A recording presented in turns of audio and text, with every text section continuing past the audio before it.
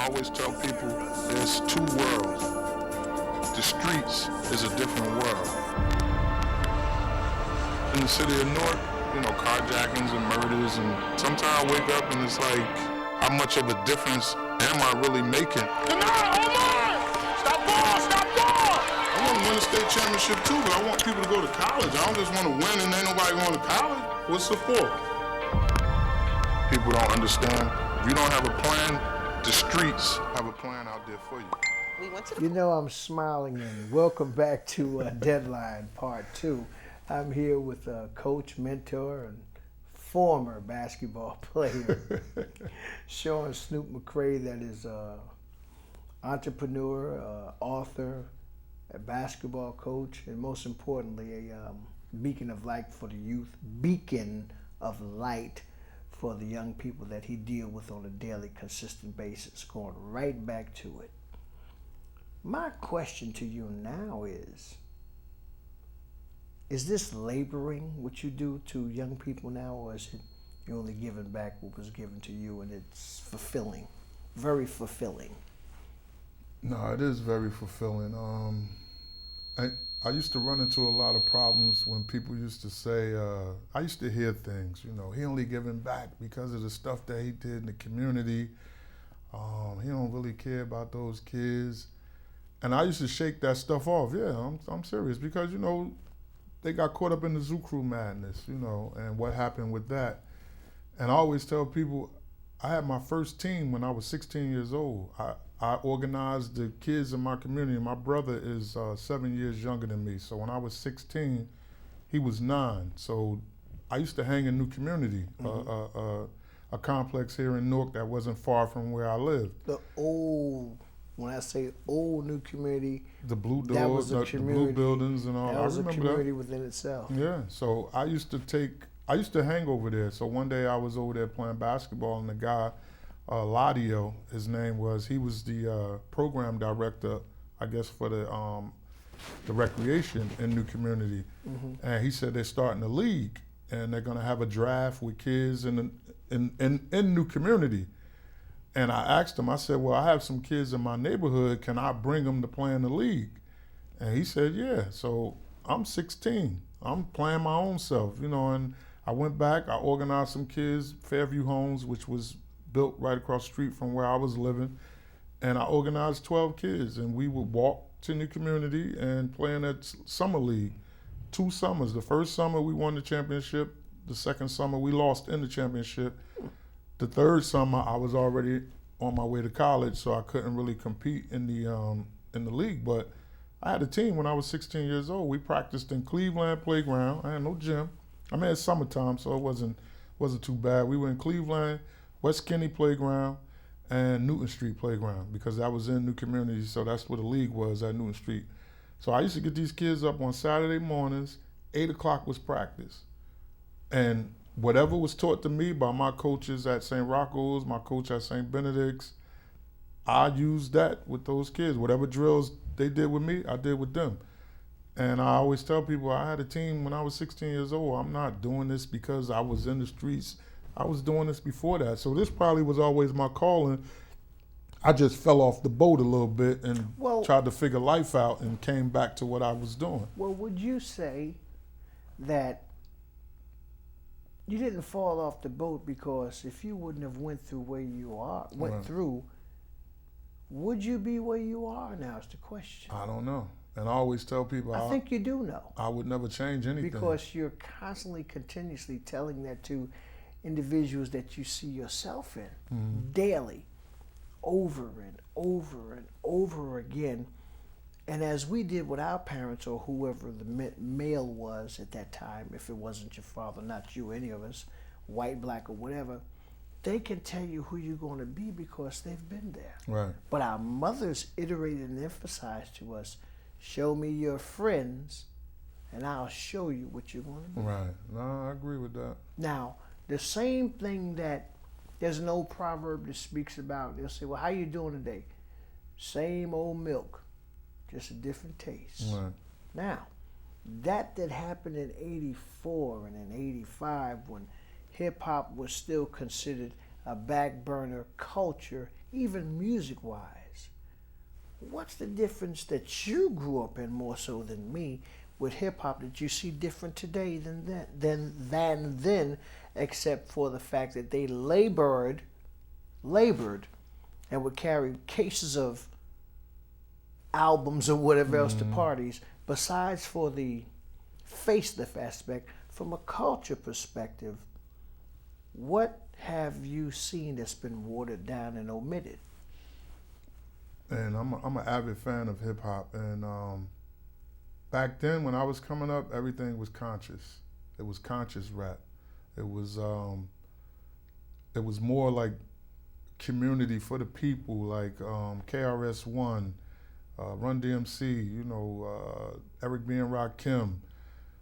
It was just MC Light, like just the artists. The music wasn't like it is now. Everything is, you know, hurt one another. You know, the music you listen to is about degrading women. Like, that wasn't the sound when I was growing up, you know. Is that when you was older it changed? Towards the late 90s, yeah, early 2000s, I think that's when the music really, you know, you had to, you know, people complained about NWA, You're Ice educating Cube. me now. Yeah, Ice Cube, Eazy-E, Dr. Dre, you know, Okay. they had the group NWA. People laid them as gangster rap. I didn't think it was gangster rap. They spoke about the things that was going on in their community. Okay. And I don't think people wanted that to get out. You know, like they had a song called F the Police, and they Okay. talking about what the police do to people in their community. Once they're apprehended. Once they're apprehended, or even before that, you know, just harassing you and doing things to you. And But not that also happened in America now. no, All urban cities all over Right, America. right. You do. that's see, why people relate it to the music. But people don't understand, or you try to be funneled in the fact that there are white slums too, No, and definitely, trailer homes, definitely. and they attest to that music too. Right. That's what I wanted to Right. piggyback And on. I don't think they wanted people to understand what's going on in those communities. Even with you know, I was an avid KRS-One fan because he spoke Very, very consciousness.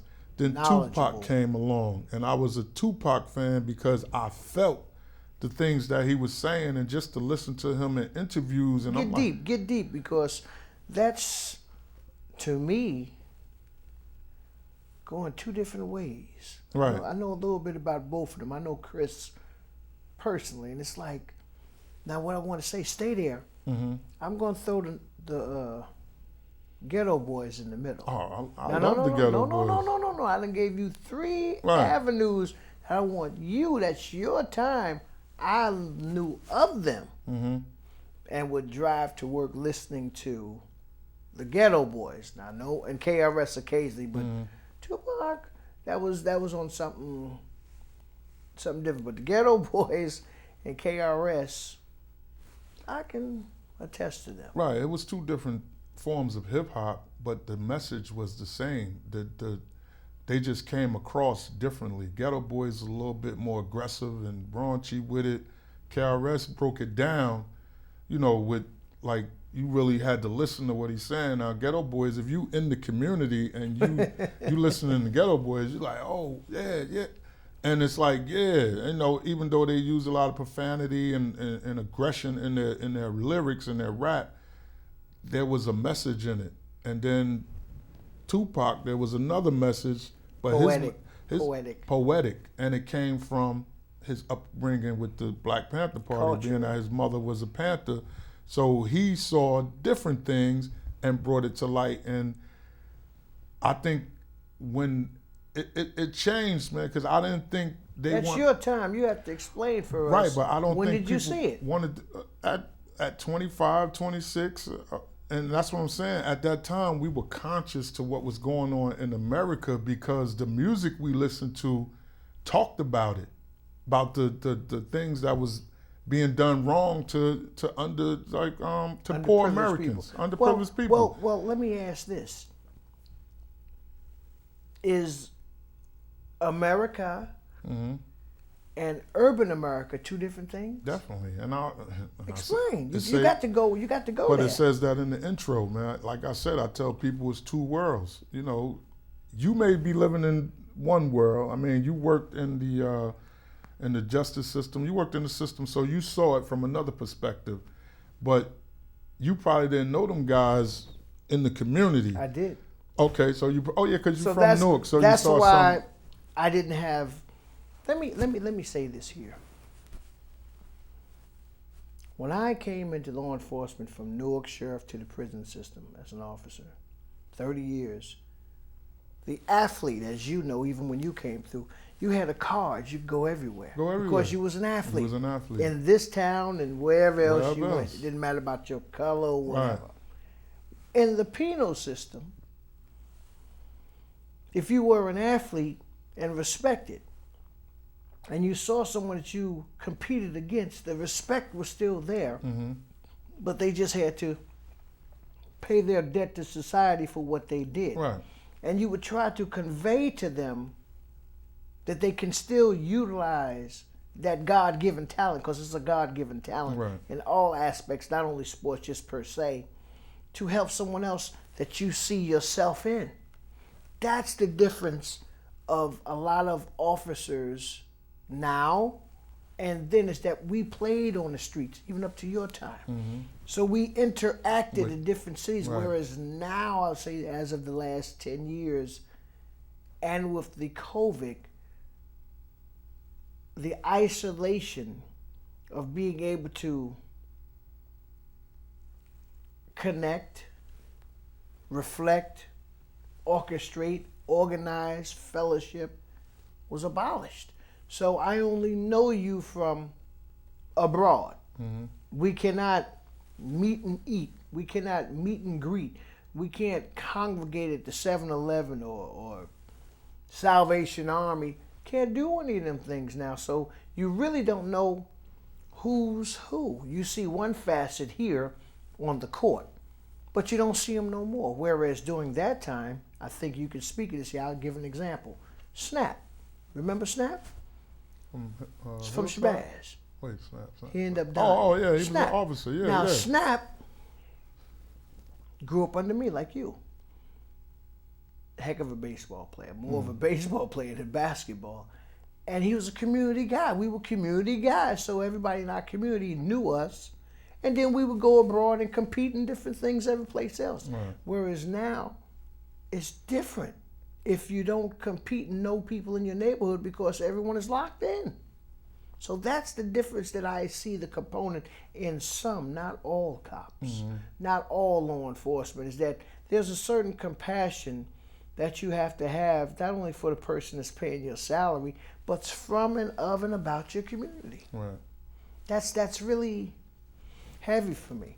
Now, let's run from that there with the hip hop and things of that magnitude now to, you got a couple of kids that have went to college, D1 through 3, that have finished and have come back.